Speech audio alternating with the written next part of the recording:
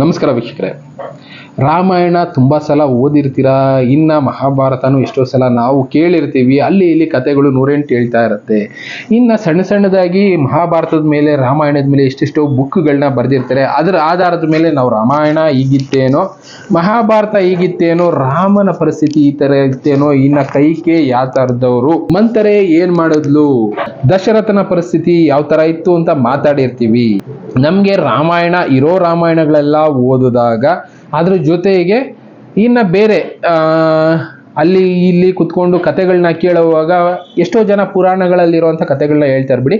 ಆ ಕತೆಗಳನ್ನ ಕೇಳಿದಾಗೆಲ್ಲ ನಮ್ಗೆ ಒಂದೇ ವಿಷಯ ಗೊತ್ತಾಗ್ತಾ ಇದ್ದಿದ್ದು, ಅದೇನು ಅಂದರೆ ರಾಮಾಯಣದಲ್ಲಿ ರಾಮ ಕಾಡಿಗೆ ಹೋಗೋದಕ್ಕೆ ಕಾರಣ ಯಾರು? ಎಲ್ಲರಿಗೂ ಗೊತ್ತಿರೋದು ಏನು ಅಂದರೆ ಮಂಥರೆ, ಕೈಕೆ, ಇವರಿಬ್ಬರಿಂದ ರಾಮಾಯಣ ಕಾಡ್ಗೋಗ್ಬೇಕಾಗಿತ್ತು. ಅಲ್ಲಿದ್ದಿದ್ದೇನು ಆಸೆ ಅಂದರೆ, ರಾಮಾಯಣದಲ್ಲಿ ಅಧಿಕಾರದ ಆಸೆಯಿಂದ ಕೈಕೆ ಮಂಥರೆ ಮಾತನ್ನ ಕೇಳಿ ಈ ರೀತಿ ಮಾಡಿದ್ಲು. ರಾಮ ಕಾಡ್ಗೆ ಹೋಗೋದಕ್ಕೆ ಕಾರಣ ಯಾರು ಅಂದರೆ ಸಿಂಪಲ್ ಆಗಿ ಎಲ್ಲರೂ ಹೇಳೋದು ಯಾರು? ಕೈಕೆ, ಮಂಥರೆ ಅಂತಾನೆ ಹೇಳ್ತಾರೆ. ಆದರೆ ನಾನು ಮೊನ್ನೆ ಒಬ್ರ ಹತ್ರ ಕುತ್ಕೊಂಡು ಡಿಸ್ಕಸ್ ಮಾಡ್ತಾ ಇದ್ದಾಗ ಅವ್ರು ಒಂದು ವಿಷಯ ಹೇಳಿದ್ರು, ನಿಜವಾಗ್ಲೂ ನನಗೆ ಈ ಥರದ್ದು ಸಂಗತಿಗಳಿರುತ್ತೆ ಅಂತ ನಿಜವಾಗ್ಲೂ ಗೊತ್ತಿಲ್ಲ. ಅಂಥ ವಿಷಯಗಳನ್ನ ಹೇಳಿದ್ರು. ಕೇಳಾದ್ಮೇಲೆ ಹೌದಲ್ವಾ, ಈ ಥರದ್ದು ಸಂಗತಿ ಇರುತ್ತಲ್ವಾ, ನಾವು ಯಾಕೆ ಒಂದೇ ಪಾಯಿಂಟಲ್ಲಿ ಎಲ್ಲಾನು ಯೋಚನೆ ಮಾಡ್ತೀವಿ? ಇನ್ನೊಂದು ಪಾಯಿಂಟ್ ಇರ್ಬೋದಲ್ವಾ, ಪ್ರಾಸ್ಪೆಕ್ಟಿವ್ಸ್ ಅಂತ ಹೇಳ್ತಾರಲ್ಲ, ಬೇರೆ ಬೇರೆ ಥರ ಇರುತ್ತಲ್ಲ ಅಂತ ಯಾಕೆ ನಾವು ಯೋಚನೆ ಮಾಡೋದಿಲ್ಲ? ನಮ್ಮ ಮನಸ್ಥಿತಿ ಇದೇ ಥರನ ಅಂತ ನನ್ಗೆ ಅನ್ನಿಸ್ಬಿಡ್ತು. ಹೌದು, ಒಬ್ಬೊಬ್ರು ಒಂದು ಕತೆಗಳನ್ನ ಹೇಳುವಾಗ ಕೆಲವಷ್ಟು ಬದಲಾವಣೆಗಳನ್ನ ಮಾಡಿ ಹೇಳಿರ್ತಾರೆ. ಅವರವರ ಮನಸ್ಸಿಗೆ ಬಂದಂತೆ ಕತೆಗಳನ್ನ ಬದಲಾಯಿಸಿರ್ತಾರೆ. ಯಾರೋ ಒಬ್ರನ್ನ ಒಳ್ಳೆಯವರು ಅಂತ ತೋರಿಸೋದಕ್ಕೋಸ್ಕರ ಒಬ್ಬರನ್ನ ಕೆಟ್ಟವರಾಗಿ ತೋರಿಸಿರ್ತಾರೆ. ಆದರೆ ಇಲ್ಲಿ ನನಗೆ ಅರ್ಥ ಆಗಿದ್ದು, ಕೈಕೆ ಯಾರ್ದೋ ಮಾತನ್ನ ಕೇಳಿದ್ರು, ಅದು ಯಾರು? ಮಂಥರೆ ಮಾತನ್ನ ಕೇಳಿದ್ರು. ಮಂಥರೆ ಬಂದು ಎಲ್ಲರ ದೃಷ್ಟಿನಲ್ಲಿ ಏನು ಕೆಟ್ಟವಳಾದ್ಲು ಅನ್ನೋದು ಎಲ್ಲರೂ ರಾಮಾಯಣದಲ್ಲಿ ಓದಿರೋ ಕಥೆನೇ, ಇನ್ನು ಕೆಲವೊಬ್ರು ಹೇಳಿರೋ ಪುರಾಣಗಳ ಕಥೆನೇ. ಆದರೆ ನಿಜವಾಗ್ಲೂ ನಾನು ಅವ್ರ ಹತ್ರ ಮಾತಾಡುವಾಗ ಇದು ರಿಯಾಲಿಟಿನ ಅಂತ ಅನ್ನೋಷ್ಟು ಸಂದೇಹ ನನಗೂ ಇತ್ತು. ಆದರೆ ಪೂರ್ತಿಯಾಗಿ ಕೇಳಿದ ಮೇಲೆ ಹೌದು, ಇದು ಇದ್ರೂ ಇರ್ಬೋದಲ್ವಾ ಅನ್ನಿಸ್ತು. ಆ ಕತೆ ನಿಮಗೆ ಇವತ್ತು ಹೇಳ್ಬೇಕು ಅಂತ ಇದ್ದೀನಿ. ಏನದು ಆ ಕತೆ ಅನ್ನೋದಾದ್ರೆ, ನಮಗೆ ಗೊತ್ತು ರಾಮಾಯಣದಲ್ಲಿ ರಾಮ ಹುಟ್ಟಿದ ಕಾರಣ ಏನು? ಜಯ ವಿಜಯರಿಗೆ ಮುಕ್ತಿ ಕೊಡಬೇಕು ಅಂತ, ಅಂದ್ರೆ ರಾವಣಾಸುರನ ಅಂತ್ಯ ಆಗಬೇಕು ಅನ್ನೋ ಒಂದು ಕಾರಣದಿಂದ ರಾಮಾಯಣ ಅಂದ್ರೆ ತ್ರೇತಾಯುಗದಲ್ಲಿ ಹುಟ್ಟಿದ್ದು. ಅದನ್ನ ಬಿಟ್ಟು ಅಲ್ಲಿ ಅಧಿಕಾರ ಅನುಭವಿಸ್ಬೇಕು ಅಂತ ರಾಮ ಹುಟ್ಟೇ ಇಲ್ಲ. ಆ ಕತೆ ಬಗ್ಗೆ ಮಾತಾಡೋದಾದ್ರೆ, ದಶರಥ ಒಂದು ಸಲ ಯುದ್ಧಕ್ಕೆ ಹೋದಾಗ ಅಕಸ್ಮಾತ್ ಆಗಿ ಅವನ ರಥದ ಒಂದು ಚಕ್ರದ ಒಂದು ಕೀಲಿ ಅಂತ ಹೇಳ್ತಾರೆ, ಆ ಕೀಲಿ ಬಿಚ್ಕೊಂಡು ಬಿದ್ದೋಗುತ್ತೆ. ಆ ಟೈಮ್ನಲ್ಲಿ ರಥದಲ್ಲಿ ಮುಂದೆ ಹೋಗೋದಕ್ಕಾಗೋದಿಲ್ಲ. ಆಗ ಕೈಕೆ ಅವಳ ಕಿರು ಬೆರಳನ್ನ ಆ ಕೀಲಿಯಲ್ಲಿ ಇಟ್ಟು, ಅಂದ್ರೆ ರಥದ ಚಕ್ರಕ್ಕೆ ಒಂದು ಲಾಕ್ ಅಂತ ಇರುತ್ತಲ್ಲ, ಲಾಕ್ ಬಿದ್ದೋದಾಗ ಆ ಜಾಗಕ್ಕೆ ಅವಳ ಕಿರು ಬೆರಳನ್ನ ಬಲಿ ಕೊಟ್ಟು ಸಿಕ್ಕಾಕಿ ಆ ರಥ ಮುಂದೆ ಹೋಗೋದಕ್ಕೆ ಸಹಾಯ ಮಾಡಿರ್ತಾಳೆ. ಆಗ ದಶರಥ ಹೇಳಿರ್ತಾನೆ, ನಿನಗೆ ಏನು ಬೇಕಾದ್ರೂ ಕೇಳು, ನಾನು ಕೊಡ್ತೀನಿ ಅಂತ, ಸಮಯ ಬಂದಾಗ ಕೇಳ್ತೀನಿ ಅಂತ ಕೈಕೆ ಹೇಳಿರ್ತಾಳಂತೆ.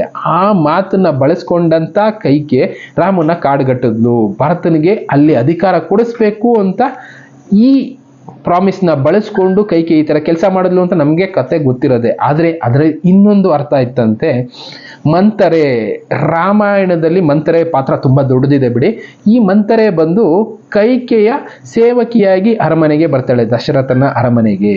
ಅದಕ್ಕಿಂತ ಮುಂಚೆ ಮಂಥರೆ ಬಂದು ಆ ಆಸ್ಥಾನದಲ್ಲಿ ಅಂದ್ರೆ ಕೈಕೆಯ ಅರಮನೆಯಲ್ಲಿ ಸೇವಕಿಯಾಗಿ ಕೆಲಸ ಮಾಡ್ತಾ ಇರ್ತಾಳೆ. ಆ ರಾಜನಿಗೆ ಅವಳ ಸೇವೆನ ನೋಡಿ, ನನ್ನ ಮಗಳನ್ನ ಅಂದ್ರೆ ಕೈಕೆಯನ್ನ ನನಗಿಂತ ಚೆನ್ನಾಗಿ ನೋಡ್ಕೊಳ್ಳೋ ಇನ್ನೊಬ್ರು ವ್ಯಕ್ತಿ ಅನ್ನೋರಿದ್ರೆ ಅದು ನೀನೇ ಮಂಥರೆ. ಅವಳ ಮದುವೆ ಆದ್ಮೇಲೂ ನೀನು ಅವಳ ಜೊತೆಗಿದ್ದು ಅವಳನ್ನ ಚೆನ್ನಾಗಿ ನೋಡ್ಕೋಬೇಕು ಅಂತ ಹೇಳಿ ಮಂಥರೆಯನ್ನ ದಶರಥನ ಅರಮನೆಗೆ ಕಳಿಸಿರ್ತಾಳೆ. ಅಲ್ಲಿ ಮಂಥರೆ ಕೈಕೆಗೆ ಏನೇನು ಬೇಕು ಅದೇ ರೀತಿ ಎಲ್ಲಾ ಫೆಸಿಲಿಟಿಗಳನ್ನ ಮಾಡಿಕೊಟ್ಟು ತುಂಬಾ ಚೆನ್ನಾಗಿ ನೋಡ್ಕೊಂಡಿರ್ತಾಳೆ. ಆಗಿನ ಕಾಲದಲ್ಲಿ ಏನ್ ಪದ್ಧತಿ ಅಂದ್ರೆ, ರಾಣಿಯರಿಗೆ ಒಂದೊಂದು ಅಂತಸ್ಪುರ ಅನ್ನೋದು ಇರ್ತಾ ಇತ್ತು. ಅದನ್ನ ಬಿಟ್ಟು ಆಚೆ ಬರ್ತಾ ಇರ್ಲಿಲ್ಲ ಬಿಡಿ. ಯಾವಾಗಲೋ ಒಂದು ಸಲ ಫಂಕ್ಷನ್ಗಳಿಗೋ ಅದಕ್ಕೋ ಇದಕ್ಕೋ ಬರೋರು. ರಾಜರು ಕೂಡ ಆ ಅಂತಃಪುರಕ್ಕೆ ಹೋಗೋರು ಬರೋರು, ಮಾಮೂಲಿ ಇದೇ ರೀತಿ ಇರ್ತಾ ಇತ್ತು. ಇನ್ನು ರಾಮಾಯಣದ ವಿಷಯದಲ್ಲಿ ಮತ್ತೆ ಮಾತಾಡೋದಾದ್ರೆ, ರಾಮ ಅಂದ್ರೆ ಕೈಕೆಗೆ ತುಂಬಾ ಪ್ರೀತಿನೇ. ರಾಮನೇ ಪಟ್ಟಾಭಿಷೇಕ ಆಗಬೇಕು, ರಾಮನೇ ಅಧಿಕಾರ ವಹಿಸ್ಕೋಬೇಕು ಅನ್ನೋದು ಸ್ಟಾರ್ಟಿಂಗ್ ಅಲ್ಲಿ ಎಲ್ಲರೂ ಮಾತಾಡುವಾಗ ಕೈಕೆಗೂ ಅದು ತುಂಬಾನೇ ಇಷ್ಟ ಆಯ್ತು. ಯಾಕೆಂದ್ರೆ ರಾಮನ ಕಂಡ್ರೆ ಅಷ್ಟೊಂದು ಎಲ್ಲರಿಗೂ ಇಷ್ಟ ಆಯ್ತು. ರಾಮನ ಮುಖದಲ್ಲಿ ಅದ್ಭುತವಾದ ಕಳೆ ಅನ್ನೋದಿತ್ತು. ಎಲ್ಲರೂ ಅವನೇ ರಾಜ ಆಗ್ಬೇಕು ಅಂತ ಅಲ್ಲಿ ಇಷ್ಟನೂ ಪಡ್ತಾ ಇದ್ರು. ಆದ್ರೆ ರಾಮ ರಾಜ ಆಗಿದ್ದಿದ್ರೆ ರಾಮಾಯಣ ಅನ್ನೋದೇ ನಡೀತಾ ಇರಲಿಲ್ಲ. ಅದಕ್ಕೆ ಅಲ್ಲಿ ಮಂಥರೆ ಪಾತ್ರ ಅನ್ನೋದು ಸೃಷ್ಟಿಯಾಗಿತ್ತು. ಒಂದೊಂದು ಸೃಷ್ಟಿಗೆ ಒಂದೊಂದು ಕಾರಣ ಇರುತ್ತೆ ಅಂತ ಹೇಳ್ತಾರಲ್ಲ, ಅಂಥದ್ದು ಈ ಮಂಥರೆ ಪಾತ್ರ. ಈ ಮಂಥರೆ ಏನ್ ಮಾಡ್ತಾಳೆ, ಅಕಸ್ಮಾತ್ ಆಗಿ ಯಾವತ್ತೋ ಈಗ ರಾಮನ ಪಟ್ಟಾಭಿಷೇಕ ಅನ್ನೋದಕ್ಕೆ ಎಲ್ಲ ಸಿದ್ಧತೆಗಳು ಆಗ್ತಾ ಇರುತ್ತೆ. ಮಾಮೂಲಿ ಗೊತ್ತಲ್ಲ ನಮಗೆ ಕತೆ, ರಾಮಾಯಣ ಎಲ್ಲ ನೋಡಿದೀವಿ. ಸೀತಾಮಾತೆ ಕರ್ಕೊಂಡು ಬಂದಾದ್ಮೇಲೆ ರಾಮನ ಪಟ್ಟಾಭಿಷೇಕಕ್ಕೆ ಸಿದ್ಧತೆ ಮಾಡ್ತಾ ಇರುವಾಗ ನೆಕ್ಸ್ಟ್ ಡೇ ಬೆಳಗ್ಗೆ ಏನೋ ರಾಮನ ಪಟ್ಟಾಭಿಷೇಕ ಆಗಬೇಕು. ಬೆಳಗಿನ ಜಾವ 5 ಗಂಟೆಗೆ ಪಟ್ಟಾಭಿಷೇಕ ಇರುತ್ತೆ. ಇಂದಿನ ದಿನ ಏನಾಗುತ್ತೆ ಅಷ್ಟೊಂದು ಯಾರಿಗೂ ಗೊತ್ತಿಲ್ಲ. ರಾಮನ ಪಟ್ಟಾಭಿಷೇಕ ಅನ್ನೋದು ಇದ್ದಕ್ಕಿದ್ದಾಗೆ ರಾಜ ಡಿಸೈಡ್ ಮಾಡ್ದ. ಅಲ್ಲಿದ್ದಂಥ ರಾಜ ಪುರೋಹಿತರು ಹೇಳಿದ್ರು ಒಳ್ಳೆ ಗಳಿಗೆ ಇದೆ, ಒಳ್ಳೆ ಕ್ಷಣ ಇದೆ ಅಂತ ತಕ್ಕಂತ ಎಲ್ಲರೂ ಆ ಕ್ಷಣನ ಫಿಕ್ಸ್ ಮಾಡಿಕೊಂಡು ಎಲ್ಲ ಸಿದ್ಧತೆಗಳನ್ನ ಮಾಡ್ಕೊಳ್ತಾ ಇರ್ತಾರೆ. ಮಂಥರೆ ಆಚೆ ಬಂದು ನೋಡ್ತಾಳೆ. ಹೊರಗಡೆ ಬಂದು ನೋಡಿದಾಗ ಎಲ್ಲ ಅರಮನೆ ಎಲ್ಲ ಅಲಂಕಾರ ಮಾಡ್ಬಿಟ್ಟಿದ್ದಾರೆ. ಕೈಕೆ ಮಂಥರೆ ಎಲ್ಲ ಕೇಳಿದಾಗ ಇಲ್ಲ, ಈ ಥರ ರಾಮನ ಪಟ್ಟಾಭಿಷೇಕಕ್ಕೆ ಸಿದ್ಧತೆ ಆಗ್ತಾ ಇದೆ ಅನ್ನೋದು ಗೊತ್ತಾಗುತ್ತೆ. ಓಕೆ, ನಿಮ್ಗೊಂದು ಮಾತು ಗೊತ್ತಿಲ್ಲದೆ ಈ ಥರ ಸಿದ್ಧತೆ ಆಗ್ತಾ ಇದೆಯಾ ಅಂತ ಕೈಕೆ ಮಂಥರೆ ಮಾತುಕತೆ ನಡೆಯುತ್ತೆ ಬಿಡಿ. ಅಲ್ಲಿ ಕೈಕೆ ಆದ್ರೂ ಹೇಳ್ತಾಳೆ, ಇಲ್ಲ, ರಾಮನ ಪಟ್ಟಾಭಿಷೇಕ ಆಗ್ತಾ ಇದೆ ಅಂದ್ರೆ ಒಳ್ಳೇದಲ್ವಾ, ಪ್ರಜೆಗಳು ಚೆನ್ನಾಗಿರ್ತಾರೆ. ಇನ್ನ ಈ ಅಯೋಧ್ಯ ಅನ್ನೋದು ದೊಡ್ಡ ಮಟ್ಟಕ್ಕೆ ಹೆಸರು ಮಾಡುತ್ತೆ. ರಾಮನ ಪಟ್ಟಾಭಿಷೇಕ, ನಾವೆಲ್ಲರೂ ಓಡಾಡಿ ಕೆಲಸ ಮಾಡಬೇಕು ಅಂತ ಹೇಳಿ ಕೈಕೆ ಅಲ್ಲಿಂದ ಅವಳ ಅಂತಃಪುರಕ್ಕೆ ಹೋಗ್ತಾಳೆ, ರೆಡಿ ಆಗೋಣ ಅಂತ. ಆಗ ಮಂಥರೆ ಯೋಚನೆ ಮಾಡ್ತಾಳೆ, ರಾಮನ ಪಟ್ಟಾಭಿಷೇಕ ಆಗ್ತಾ ಇದೆಯಂತೆ, ಓ ಅಂತ ಯೋಚನೆ ಮಾಡ್ಕೊಂಡು ಬರುವಾಗ ಆಕಾಶದಲ್ಲಿ ಅವಳಿಗೆ ಒಂದು ಸಿಗ್ನಲ್ ಕಾಣಿಸುತ್ತೆ. ಇದನ್ನ ಯಾಕೆ ಕೇಳ್ತಾ ಇದ್ದೀನಿ ಅಂದ್ರೆ ಅವರು ಪೂರ್ತಿಯಾಗಿ ಹೇಳಿದಾಗ ನನಗೆ ಮೈ ಜುಮ್ ಅಂದ್ಬಿಡ್ತು. ಅದಕ್ಕೋಸ್ಕರ ಈ ಕಥೆನ ನಿಮ್ಗೆ ಹೇಳಲೇಬೇಕು ಅಂತ ಹೇಳ್ತಾ ಇದ್ದೀನಿ. ಆಕಾಶ ಈಶಾನ್ಯ ದಿಕ್ಕಿನ ಕಡೆ ನೋಡಿದಾಗ ಮಂಥರೆ ಒಂದು ಧೂಮಕೇತು ಪಾಸ್ ಆಯ್ತಂತೆ. ಈಶಾನ್ಯ ದಿಕ್ಕಿನಿಂದ ಒಂದು ಧೂಮಕೇತು ಪಾಸ್ ಆಯ್ತು. ಈ ಪಾಸ್ ಆಗಿದ್ದರ ಅರ್ಥ ಏನಾಗುತ್ತೆ ಅಲ್ಲಿ ಮಂಥರೆಗೆ ಗೊತ್ತಾಗಿದ್ದು ಅಂದ್ರೆ, ಈ ರೀತಿ ಆ ಸಂಜೆ ಸಮಯದಲ್ಲಿ ಅದರಲ್ಲೂ ಈಶಾನ್ಯ ದಿಕ್ಕಿನಲ್ಲಿ ಧೂಮಕೇತು ಕಾಣಿಸ್ಕೊಂಡ್ರೆ, ಆಗಿನ ಕಾಲದ ಆಚಾರ ವಿಚಾರಗಳಿರುತ್ತಲ್ಲ ಆ ಪದ್ಧತಿಗಳ ಪ್ರಕಾರ ಮುಂದಿನ 14 ವರ್ಷ ಅನ್ನೋದು ಆ ರಾಜ್ಯ ತುಂಬಾ ಕಷ್ಟಗಳನ್ನ ಅನುಭವಿಸುತ್ತೆ. ನೆರೆ ಅನ್ನೋದು ಬರುತ್ತೆ, ಬಡತನ ಅನ್ನೋದು ಕಾಡುತ್ತೆ, ಬರ ಅನ್ನೋದು ಬರುತ್ತೆ ಅನ್ನೋದು ಆಗಿನ ಕಾಲಗಳ ಶಾಸ್ತ್ರಗಳಲ್ಲಿ ಬರೆದಿದ್ರಂತೆ. ಇದು ಮಂಥರೆಗೂ ಕೂಡ ಗೊತ್ತಿತ್ತು. ಈ ರೀತಿ ಧೂಮಕೇತು ಕಾಣಿಸ್ಕೊಳ್ತಾ ಇದೆ ಅಂದ್ರೆ ಅಲ್ಲಿ ರಾಮನ ಪಟ್ಟಾಭಿಷೇಕ ಆಗುತ್ತೆ ನೆಕ್ಸ್ಟ್ ಡೇ ಬೆಳಗ್ಗೆ. ಈ ರೀತಿ ಪಟ್ಟಾಭಿಷೇಕ ಆಗೋದ್ರೆ ಮುಂದಿನ 14 ವರ್ಷ ರಾಮನೇ ರಾಜ ಆಗಿರ್ತಾನೆ. ಈ ಧೂಮಕೇತು ಈ ಕಾಣಿಸ್ಕೊಂಡಿದೆ ಅಂದ್ರೆ ಮುಂದಿನ 14 ವರ್ಷ ರಾಮ ರಾಜ ಆಗಿದ್ದಾಗ ರಾಜ್ಯ ಬರದಲ್ಲಿ ಕಾಡುತ್ತೆ, ಪ್ರವಾಹಗಳು ಬರುತ್ತೆ. ಒಟ್ಟಿನಲ್ಲಿ ಕೊನೆಗೆ ರಾಜ್ಯ ಅನ್ನೋದು ಹಾಳಾಗುತ್ತೆ. ಈ ಕೆಟ್ಟ ಹೆಸರು ಯಾರಿಗೆ ಬರುತ್ತೆ? ರಾಮನ ಪಟ್ಟಾಭಿಷೇಕ ಆಯ್ತು, ರಾಮ ರಾಜ ಆದಾಗ ಈ ರೀತಿ ಬರ ಅನ್ನೋದು ಬಂತು ಅಂತ ಜನಗಳು ದೂಷಿಸೋದು, ರಾಮನ್ನ ದೂಷಿಸ್ತಾರೆ. ಇಂಥದ್ದು ಕಾರಣ ಆಗಬಾರದು ಅನ್ನೋ ಒಂದು ದೃಷ್ಟಿಯಿಂದ ಮಂಥರೆ ಯೋಚನೆ ಮಾಡ್ತಾಳಂತೆ, ರಾಮನ ಪಟ್ಟಾಭಿಷೇಕನ ಹೇಗಾದ್ರೂ ತಡಿಬೇಕು, ಮುಂದಕ್ಕೆ ಹಾಕಬೇಕು ಅಂತ ಒಂದು ದೃಷ್ಟಿಯಿಂದ ಮಂಥರೆ ಯೋಚನೆ ಮಾಡಿ ಅಲ್ಲಿ ಹೇಗಾದ್ರೂ ಇದು ನಿಲ್ಲಿಸ್ಬೇಕು ಅಂತ ಹೋಗಿ ಕೈಕೆ ಮನಸ್ಸಿನಲ್ಲಿ ಆ ವಿಷಯನ ತುಂಬ್ತಾಳಂತೆ. ನಿಜ ಅಲ್ವಾ? ಎಂಥ ಮಾತು ಅಂದ್ರೆ, ರಾಮನ ಪಟ್ಟಾಭಿಷೇಕ ಆ ಸಮಯಕ್ಕೆ ಆಗಿದ್ದಿದ್ರೆ ಅಲ್ಲಿಂದ 14 ವರ್ಷ ನೀವು ಬೇಕಾದ್ರೆ ಯಾವುದೇ ಪುರಾಣದಲ್ಲಿ ತೆಗೆದು ನೋಡಿ, ಬರ ಅನ್ನೋದು ಅಯೋಧ್ಯೆನ ಕಾಡಿತ್ತು, ಪ್ರವಾಹ ಅನ್ನೋದು ಕಾಡಿತ್ತು, ನೆರೆ ಅನ್ನೋದು ಕೂಡ ಕಾಡಿತ್ತು ಅನ್ನೋದು ಉಲ್ಲೇಖಗಳಲ್ಲಿದೆ. ಅಂದ್ರೆ ಕೈಕೆಗೆ ಮಂಥರೆ ಹೇಳಿದ್ದು ಯಾವ ಕಾರಣಕ್ಕೆ? ಮಂಥರೆಗೆ ಗೊತ್ತಿತ್ತು ಆ ರಾಜ್ಯ ಈ ರೀತಿ ಬರದಿಂದ ಕೂಡುತ್ತೆ ಮುಂದೆ 14 ವರ್ಷ. ಅಂದ್ರೆ ಈಶಾನ್ಯ ದಿಕ್ಕಿನಲ್ಲಿ ಅವಳು ನೋಡಿದ ಧೂಮಕೇತು ಅದಕ್ಕೆ ಮುನ್ಸೂಚನೆ ಆಗಿತ್ತು. ಅದಕ್ಕೋಸ್ಕರನೇ ಮಂಥರೆ ಹೋಗಿ ಅಲ್ಲಿ ಕೈಕೆಯ ಮನಸ್ಸಿನಲ್ಲಿ ಈ ವಿಷಯಗಳನ್ನ ತುಂಬ್ತಾಳಂತೆ. ನೋಡು, ರಾಜ ಆದವನು ಅವನಿಗೆ ರಾಮನಿಗೆ ಪಟ್ಟ ಕಟ್ಬಿಟ್ರೆ ನಿನ್ನ ಮಗನ ಪರಿಸ್ಥಿತಿ ಏನು? ನಿನ್ನ ಮಗ ಅವನ ಸೇವಕನಾಗಿರ್ಬೇಕಾಗತ್ತೆ, ಹೇಗಾದ್ರೂ ಮಾಡು, ಇದನ್ನ ಬಳಸ್ಕೊ, ನಿನ್ನ ಮಗನಿಗೆ ಅಧಿಕಾರ ಬರೋ ಹಾಗೆ ಮಾಡು ಅಂತ ಅವಳ ತಲೆನಲ್ಲಿ ತುಂಬ್ತಾಳೆ. ಒಟ್ಟಿನಲ್ಲಿ ಅವಳು ಅಲ್ಲಿ ಮಾಡಬೇಕಾಗಿದ್ದು ಒಂದೇ ಒಂದು ಕೆಲಸ, ಏನು ಅಂದ್ರೆ ಪಟ್ಟಾಭಿಷೇಕನ ಹೇಗಾದ್ರೂ ಮಾಡಿ ತಡಿಬೇಕು ಅನ್ನೋದಷ್ಟೇ ಅವಳ ಮನಸ್ಸಿನಲ್ಲಿ ಇದ್ದಿದ್ದು.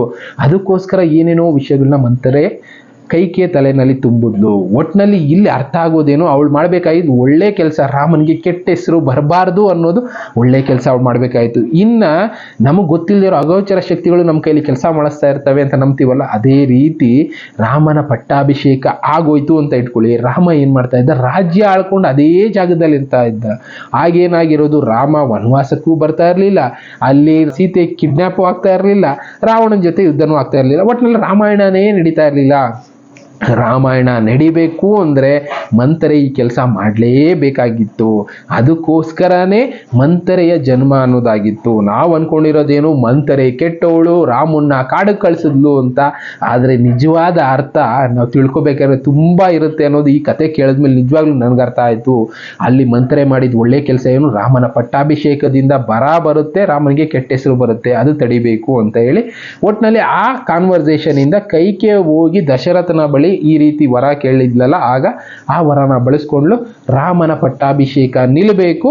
ಪ್ಲಸ್ ರಾಮ ಇಲ್ಲೇ ಇದ್ರೆ ಜನ ಅವನಿಗೆ ಸಪೋರ್ಟ್ ಮಾಡ್ತಾರೆ ಅನ್ನೋ ಒಂದು ಕಾರಣದಿಂದ ಬೆಳಗಿನ ಜಾವ 5 ಗಂಟೆ ಮುಂಚೆ ರಾಮ ಅಯೋಧ್ಯೆ ಬಿಟ್ಟು ಹೋಗಬೇಕು. ಅಂದರೆ ಜನ ಬೆಳಗ್ಗೆ ಎದ್ದೇಳೋದಕ್ಕೆ ಮುಂಚೆ, ಪಟ್ಟಾಭಿಷೇಕಕ್ಕೆ ಎಲ್ಲ ಸಿದ್ಧತೆ ಆಗೋಗಿದೆ, ರಾಮ ಎದ್ದೇಳೋದಕ್ಕೆ ಮುಂಚೆ ಅರಮನೆ ಅಲ್ಲ ಅಯೋಧ್ಯೆನೇ ಬಿಟ್ಟು ಹೋಗ್ಬೇಕು ಅಂತ ಹೇಳಿದ್ಲು ಕೈಕೆ.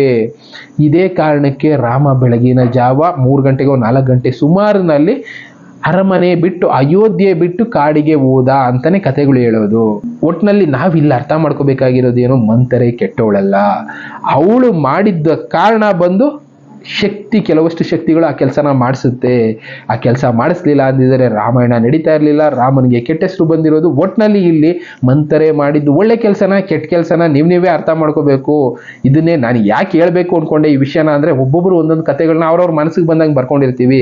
ಯಾರೋ ಒಬ್ರು ವ್ಯಕ್ತಿ ಹತ್ರ ಡಿಸ್ಕಸ್ ಮಾಡುವಾಗ ಈ ಕಥೆನ ಹೇಳಿದ್ರು ನಿಜವಾಗ್ಲೂ ನನಗೆ ಮೈ ಜುಮ್ ಅನ್ನಿಸ್ತು. ಕತೆ ಕೇಳ್ತಾ ಹೌದಲ್ವಾ, ರಾಮ ಅಪ್ಪಿ ರಾಜ ಆಗಿದ್ದಿದ್ರೆ ಆ ಸಮಯಕ್ಕೆ ರಾಮರಾಜ್ಯ ಅಂತ ನಾವು ಮಾತಾಡ್ತೀವಲ್ಲ, ರಾಮರಾಜ್ಯ ಆಗಿರೋದೇನೋ, ಆದರೆ ಆ ಧೂಮಕೇತು ಬಂದಿದ್ದ ಮುನ್ಸೂಚನೆ ಏನು, ಬರ ಕಾಡೋದಕ್ಕೆ ಮುಂಚೆ ಈ ರೀತಿ ಕೆಟ್ಟ ಮುನ್ಸೂಚನೆ. ಅದು ರಾಮನ ಕಾಲದಲ್ಲಿ ಬರ ಅನ್ನೋದು ಬಂದಿದ್ರೆ ಏನಂದಿರೋರು ಜನ, ರಾಮನಿಗೂ ಕೆಟ್ಟ ಅಭಿಷೇಕನ ಇದೆ, ರಾಮ ಬಂದಿದ್ದಕ್ಕೆ ರಾಜ್ಯ ಹೀಗಾಗೋಯ್ತು ಅಂತ ಅಂದಿರೋರಲ್ವಾ. ಒಟ್ಟಿನಲ್ಲಿ ಜನ ಎಲ್ಲದಕ್ಕೂ ಮಾತಾಡ್ತಾರೆ, ಒಳ್ಳೇದಕ್ಕೂ ಮಾತಾಡ್ತಾರೆ, ಕೆಟ್ಟದಕ್ಕೂ ಮಾತಾಡ್ತಾರೆ.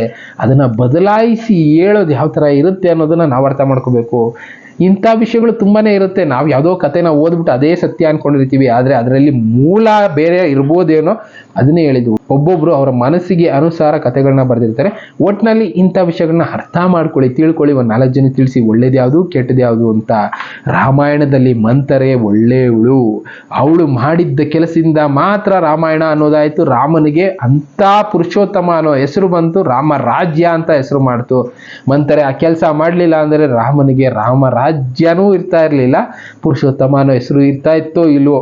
ಎಂತಕ್ಕೆ ಅಂದರೆ ರಾಮ ಆ ಕೆಲಸಗಳು ಮಾಡಬೇಕು ಅಂದರೆ ಅರಮನೆ ಬಿಟ್ಟು ಬರಬೇಕಾಯಿತು. ಅದಕ್ಕೆ ಕಾರಣ ಆಗಿದ್ದೆ ಮಂಥರೆ ಅನ್ನೋದು ಈ ಕಥೆನಲ್ಲಿರುವಂಥ ಸಾರಾಂಶ ನನಗೆ ಗೊತ್ತಾಗಿದ್ದು. ಒಟ್ಟಿನಲ್ಲಿ ಇಂಥ ರೋಚಕ ಕಥೆಗಳು ತುಂಬಾನೇ ಇರುತ್ತೆ. ಅಂಥ ಕಥೆಗಳನ್ನ ನಾನು ಯಾರ್ಯಾರ ಹತ್ರನೂ ಮಾತಾಡುವಾಗ ತಿಳಿಸ್ತಾನೆ ಇರ್ತಾರೆ, ಅಂಥ ವಿಷಯಗಳನ್ನ ನಾನು ನಿಮಗೆ ತಿಳಿಸ್ತಾನೆ ಇರ್ತೀನಿ. ಸತ್ಯಗಳನ್ನ ತಿಳ್ಕೊಳ್ತಾ ಹೋಗೋಣ. ಇನ್ನು ಇದೇ ರೀತಿ ವಿಷಯಗಳ ಜೊತೆ ಮತ್ತೆ ಸಿಗ್ತೀನಿ. Thank you, good bye.